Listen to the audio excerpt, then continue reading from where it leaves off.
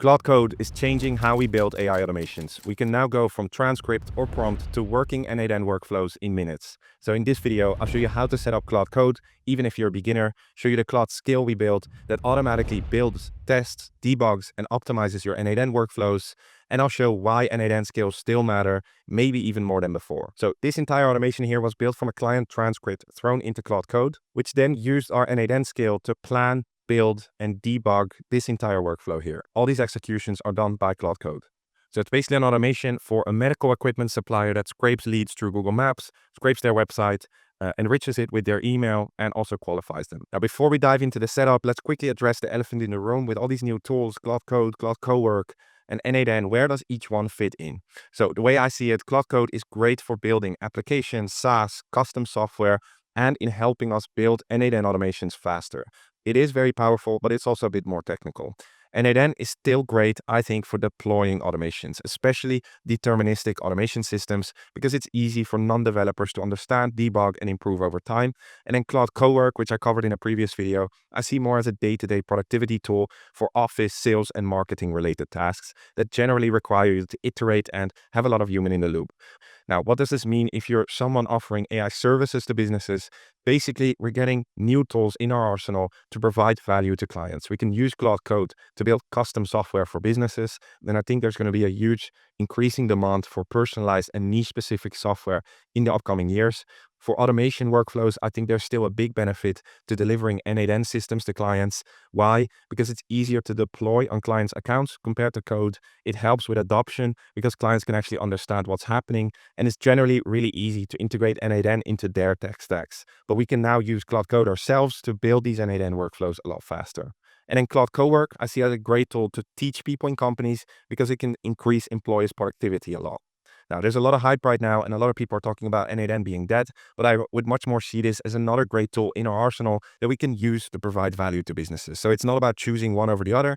It's about knowing when to use what. And if you're a service provider, you should have a holistic approach and use the best tools for each use case. So I definitely recommend starting to play around with Claude Code these days. So how do you set up Claude Code? First, you have to have Node.js installed on your computer. So if you haven't yet, you can just go to their website and you can download it. Second, you need to have an IDE. An IDE is basically a text editor for code. Now, there are many IDEs you can choose from, VS Code, Cursor, Anti-Gravity, and many more. I'll use Anti-Gravity in this video, but you can choose any of these and they'll work almost the same. You can just download it for free here. Now, once you've downloaded it, you will land on a screen like this. Now, the first thing we have to do is open a new folder. Doesn't really matter. You can just create a new one, for example, and then demo, and we open it.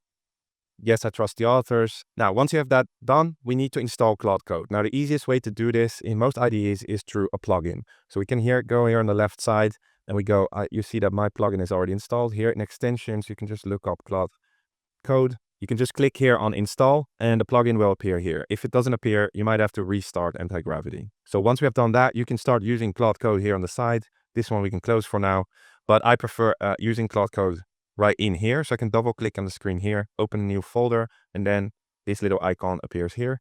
And then we have Claude Code open here. Now, in order to use Claude Code, we first have to log into our Claude account. The way we do that is by using a slash and typing in login. And if you click here, you can connect it to your Claude account. Mine is already connected.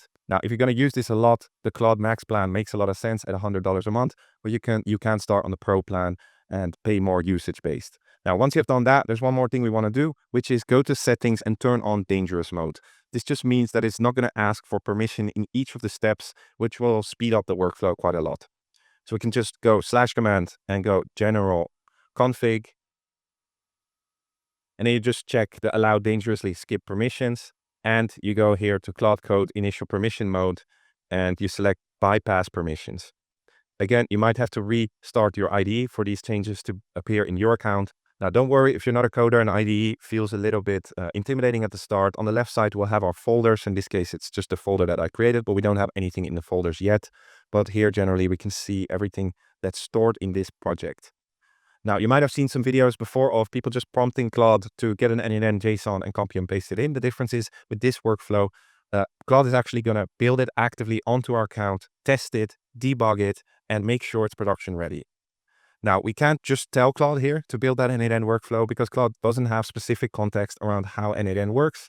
and how to build well on N8N. So we're going to import the skill that we built internally, and that skill will basically give Claude context on how to work with N8N, connect it to our N8N account, get access to all the software credentials from us, and we define the process of how to actively build, test, and debug the workflows in this skill. So how do we import this skill? Now, in my AI community, my AI Accelerator, we have a section here with Claude skills where we list all the Claude skills for Claude Code and Claude Cowork that we've built. So if you're in my community, you can go to this section to get our entire library of skills. Now, in this case, we're going to use the N8N skill. So we can just click on that one. We can download the zip file.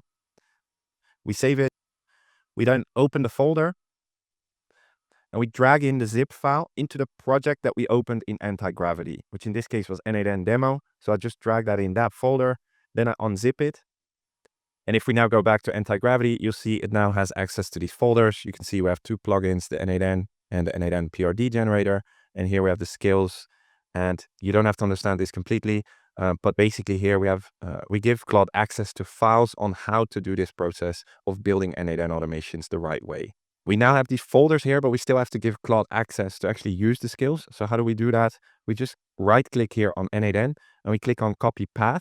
Then we go here, we add a slash command and we go to plugins. So we can click on manage plugins. We first go to marketplaces and we paste in the path.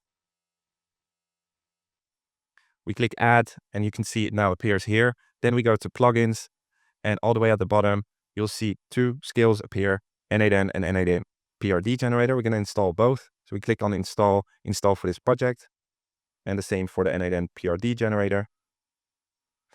So now we have installed the two skills. Generally, you have to restart anti-gravity for the skills to appear.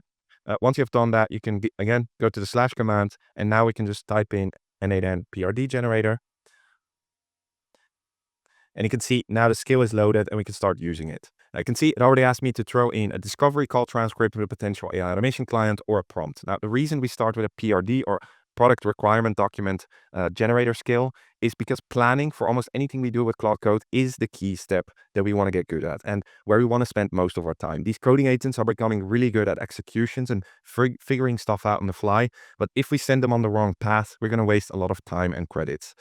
And this is really why N8N skills are still extremely important, because you actually understand what needs to be built, how to correct the model if it goes on the wrong path, which APIs to use, etc. Because although it's impressive, this is definitely not a magic bullet yet. So let me show you a quick example. I'll throw in a transcript with a client that I had all the way at the beginning of my career in AI.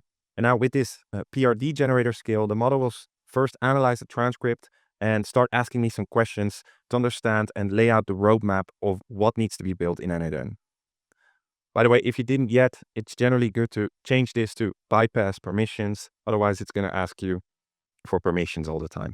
So now it's starting to ask some more questions in order to get a better idea of what needs to be built in N8N. So where should business listings be sourced from? And again, this is where your N8N skills really come into play, right? So in this case, this client wanted to build a lead generation automation, right? The one I showed at the beginning of the video. So in this case, I'll choose Google Maps. So leads should be scraped from Google Maps. Then what enrichment service should be used for contact details? I would use full enrich, but of course you can also define another one. How many leads should be generated per search query? Now, for the test, let's just do 3. Who should be able to trigger the workflow? Anyone with the link. Now, it also asks me questions about error handling. Where should notifications be sent when the workflow completes or encounters errors? Let's say email. How should leads be scored? And what's the primary ICP criteria for scoring leads? Let's say business size signals. So now we got the entire PRD here, and now we can actually start building the automation. So of course, it's going to be good to actually review this and make sure that everything's fine. But once you've done that, you can invoke the next skill, which is the N8N skill. That's actually going to help us build out the automation. So we can use the plugin again, or we can just tell Claude, okay, based on this N8N PRD, let's build the N8N workflow by using the N8N skill. So you can see it loaded the skill. So again, first it started asking me some questions. It asked me for my N8N instance URL and my API key in order for Claude to be able to access and build it out on my account. So you can find your N8N URL by just taking the first part here of the URL inside of your N8N account, right? We can paste that in. right? Then it asks for the API key. Where do we get the API key? We can just go to settings in N8N. All right, we go to N8N API and we can just create a new one, create an API key, test N8N. We can copy this, paste it in. And then thirdly, what it will ask me is a credentials template workflow in N8N with your configured services. So the way we've built this skill is for the skill to ask for a credentials template. Now, what's the idea here is you can basically just set up a one-time credentials template with all the nodes you often use, right? Ideally, maybe all the nodes you ever use. It can be a template here of 100 different nodes where you already filled out the credentials. And what we can then do is copy and paste that link and give it to Claude so it has access to all the credentials of all our softwares. And if we're going to then build out automations on a regular basis through Claude Code, we don't have to copy and paste all the different API keys of all the softwares we generally use all the time. So in this case, to keep it simple, I just put a few nodes in here that it might need access to. So I can just copy that URL, give it to Claude, and through that, it will have access to all the specific software credentials. You can see it's starting to create a .env file, and a .env file is generally where all your API keys are stored inside of a code editor. Now, I'm not going to open it so you can't see all my API keys, but here they will all be stored. So you can see it creates an to-do list with all the nodes it has to add. So you can see it's already starting to build it. So if I go back to N8N, we can actually see it building it. So here we go, lead gen Sarah, right? And you can see this is what Claude is building now in real time. So if we go to executions, you can see the way we've built this skill is to build it node by node, basically like a human would actually build this and test each node before moving on to the next one to make sure it actually works, right? And it will also debug each of the steps before moving on to the next one. And that's why this can really speed things up. If I just put this side by side, you'll see that it's building this in real time. So in this case, he used Appify to scrape Google Maps. It's now going to add a loop node to process leads one at a time. And you can see it's running it here, testing it. You can see it succeeded. So now you see it has the loop node, and slowly but surely it's going to build out the entire workflow. Now, the nice thing is we can also just run another one in a second screen. So we can just start building another automation here, let's say from a prompt, by just invoking, again, the N8N PRD generator. Right, I can run two windows at the same time and start building multiple automations at the same time. Now, if you see it go on the wrong path or doing something wrong, you can always just jump in here and correct the model anytime you want. So for example, in this case, I see in the to-do list, it didn't actually add in the full enrich API to get the email from the potential lead. Also because I didn't give it the exact API details of full enrich. So in this case, I could add that to the context here while it's working. So I could say, actually, before outputting in the Google Sheet, we need to use the full enrich API to get the emails, to make sure we also always get the emails from the companies, even if they're not present in Google Maps.